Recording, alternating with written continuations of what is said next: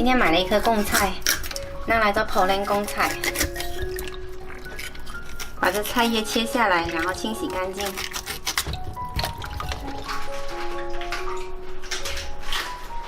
把叶子的部分切去不要，就留下梗。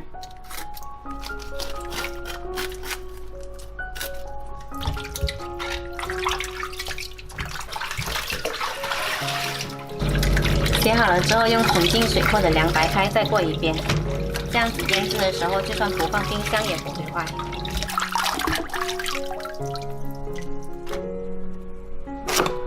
再切成自己喜欢的大小。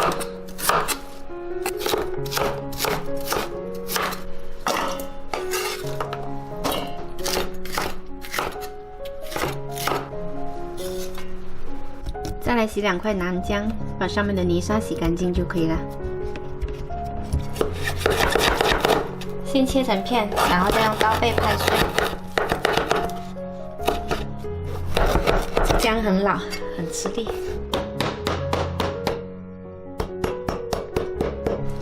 拍碎了之后加到贡菜里面。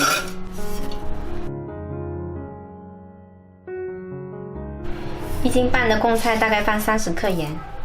再来加入10克白糖，还有一点点白酒，充分抓均匀。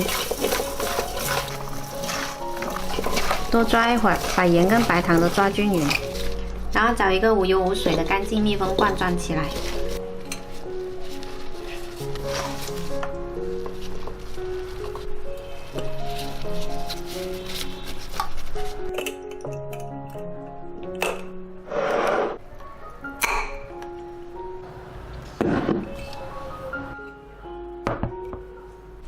腌了1个晚上，我们的贡菜已经腌软了，里面腌出来很多水分。哇，一打开就可以闻得到一股很清香的味道。这碗贡菜呢，吃起来是特别脆爽清香的，用来送粥啊，或者当餐前小菜都特别不错。喜欢的话可以试一下哦。